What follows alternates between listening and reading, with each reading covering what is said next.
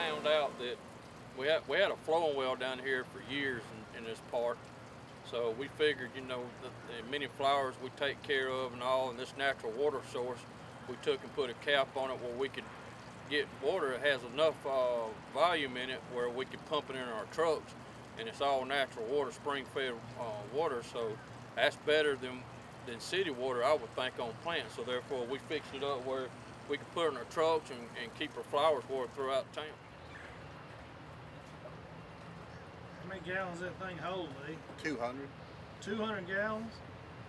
How often do you water? Is it just in the mornings, or you go all day long? Pretty much all day, usually all day.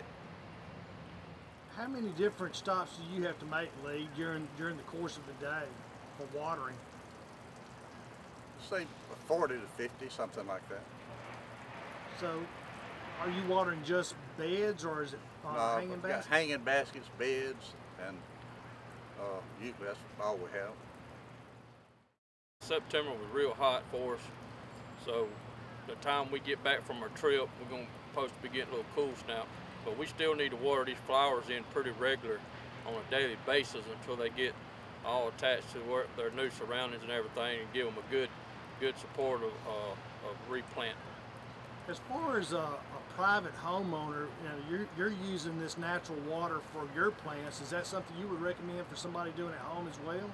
Yes, I would recommend that. Rain barrels, any way you can collect natural water would be a lot better on your plants than city water, just because of the chemicals some city water is treated with. All natural water, you know, like it's good for all the landscape plants. We got rain barrels in a few places. The City Hall, we have them. There's some schools, you know, kids has helped us with that. So if you got a rain barrel, if you don't, you can get them online. They work great. It's great for the flowers, and you're not running your water bill high. So it really helps out the plants, and it helps your pocketbook. It's not, let me see, it's not how many times you water, it's how you water. You have to drench them. You know, we water probably anywhere from 30 minutes to an hour, baskets, whatever, because you want to get that whole planter soaked. It's more about quantity than trying to just give it a shot of water and then water it again in the afternoon. You got to make sure it's drenched in the mornings to give it a good step, and then hit it again in the afternoon on these hot days. If you plant trees, they need to be watered at least for that year. You know, check on them. If you ain't getting the rain, they need to be watered daily. Same thing, you don't just go up, I mean, you just sit there, and a slow, steady water flow is better than watering it 5 minutes and then leaving. It needs to be drenched.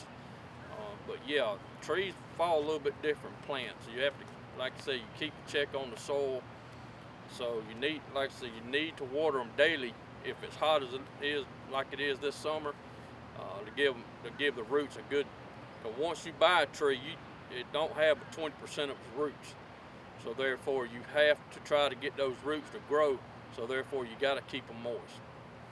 You've already pulled plants right now, and you're going to be putting new plants in. That's going to start pretty quick, isn't it? That's right. It'll be the second week of October. We'll be starting putting our fall plants in. We already started taking some of the old out. So I'd say by the end of October, we should have everything changed out. What can people look for this year for the fall? No, you're going to see a lot of colors. Going to be mainly pansies, a couple other different type plants, but pansies is pretty much easy to take care of through the winter months. You know, they can handle a cold. Sometimes they'll look bad when they get a freeze, but they'll come back, and they look good, and they're easy to take care of.